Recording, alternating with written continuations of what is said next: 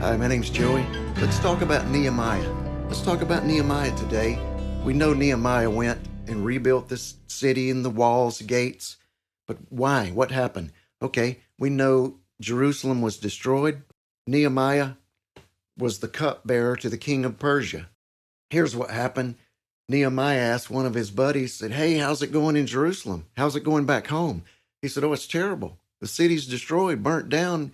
The walls, they're gone, broken down, the gates." And Nehemiah's like, "What? What? After all these years, people going back there to rebuild, and after all these years, nothing's happened?" And he went before the king as he was the cupbearer to the king. He was a wealthy man, a man of influence, man that's trusted. He goes before the king. He says, "Why are you so sad? Never seen him sad before." And he tells him about his homeland.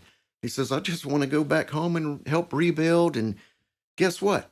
The king of Persia, Artaxerxes, he issues a decree, a very, very famous decree that he issues so that Nehemiah can go back. Good. Nehemiah chapter 2. Nehemiah has the decree, and he has basically an army with him.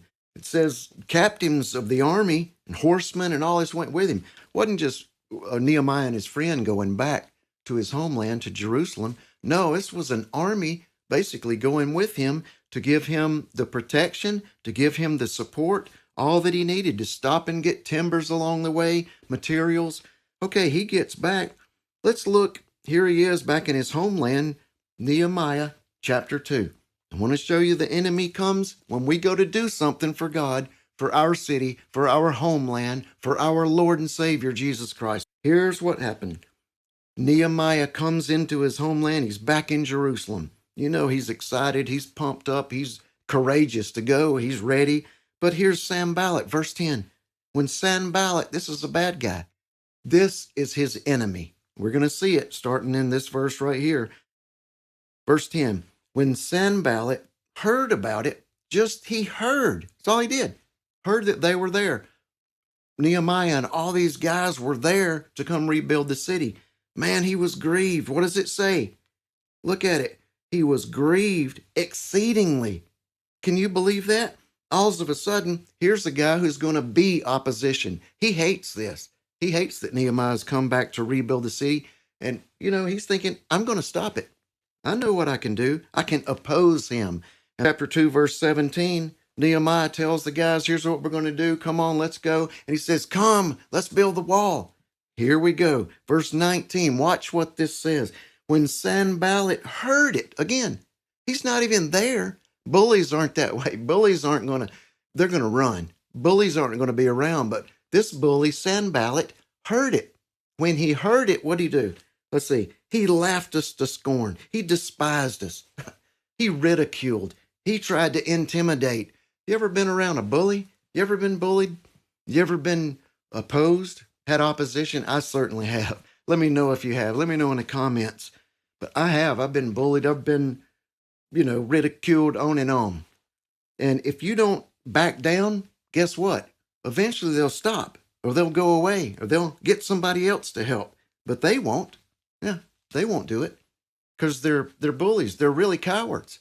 But not Nehemiah. Man, this guy was courageous. He was already, a man of influence, a wealthy man, a man, he had a position with the king, cupbearer to the king. So this guy knew, I'm not backing down. I have power and authority just as we have a power and authority through our Lord Jesus Christ. We have it. We just need to be reminded. I hope that's what I'm doing to me and you today, is reminding us, hey, we have power over the enemy. We have authority. We don't have to back down when the enemy comes to us. Let's look at chapter 3. Okay, Nehemiah gets going and tells people, hey, the high priest says, you go over here to the fish gate, go to the sheep gate, and Nehemiah's, they're starting to take their authority and put people in position to do the work of the ministry. Let's go to Nehemiah chapter 4, verse 1. But it came to pass when Sanballat heard, here he goes again. He's not even there. What's this? The guy's not even there. He hears they're building the wall. He's not even there. And he gets so angry. Look at this. He gets angry, filled with wrath, great indignation, and he starts mocking them, making fun of them. Why are you even here? Why are you doing that? You're wasting your time. Blah, blah, blah. You ever heard that? Yeah, I sure have. Why are you doing that? I'll tell someone what we're doing or ministering or how we're ministering today or what we plan next week. Well, why are you doing that? Yeah, I've been asked that question. Sure have. More than once. Yeah. How about you? Yeah, I thought so. And the people had a mind to work. Even though Sanballat came and he was angry again, didn't come. He heard. So he sent people. Look at Nehemiah 4, verse 2. Watch what happens. He spoke to his brethren and the army of Samaria. What? Sanballat spoke to who? The army of Samaria? Yeah. Well, that's basically Israel's enemies, Samaritans. You might read about some of that in, John chapter 4. That'd be a good one. Sanballat, this guy realizes he can't do it on his own. Yeah, he's a bully. He's so grieved about it. He's tried to get help. And come on, guys, let's just go mock them. You figure after a while, bullies figure you'll back down. You'll quit. You'll stop. Not Nehemiah. No, he came with a mind to work. He came with a purpose. God put a purpose in his heart. He's ready. So here's what he does. He's working, and Sanballat's angry and says to the army of hey, check this out. Nehemiah comes in basically he's got an entourage of army. Captains, horsemen. This is a big deal. Sanballat can't get anywhere. What does he do? He tries to get his own army. Army of the Samaria. Look at this. Army of Samaria. It's shocker. But when you think about it, that's what the enemy does. He'll try to knock you down, mock you, make fun of you, intimidate you. What are you doing? Why are you doing it? Why are you doing that new song? Why are you doing that? Why are you witnessing to somebody? What are you doing it? Why are you reading the Bible? That's a myth. Why do you even read about fables? That's the Bible. Why do you study the Bible? I know why I do. But Nehemiah was courageous. Chapter 4, 17, 18. They have their tools, a sword by their side. They have a stone. They're building with stones. They're building with wood. So they're on the wall. I say they got a brick in one hand, a sword in the other. That's what we have to do, have our brick in one hand. We got to have our work, what we do. We got to have the sword of the Spirit in our heart, in our mouth, and ready to slice. Nehemiah chapter 6, I'll show you verse 1. Here it goes again. When Sanballat heard. Again, guy's not even there. Bullies don't have courage. They don't. They won't do it. They just come to intimidate. Sanballat, when he heard, that I built the wall. Nehemiah and these guys built the wall, and when Sanballat heard it, what did he do? He wasn't there to hear it. Somebody told him. So what did he do? Go up to the wall? Go up to Nehemiah? No, that's not what bullies do. This Sanballat sent messengers and sent letters to him and said, hey, Nehemiah, come down off the wall.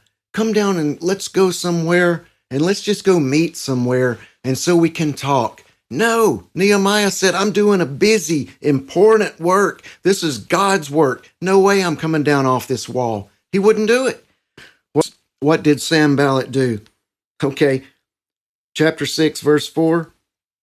He sent letters 4 times trying to get Nehemiah distracted, trying to deceive him, trying to just stop him from his work. It's 4 times, but look at verse, 5? Sanballat sent the same thing again, the 5th time. The 5th time.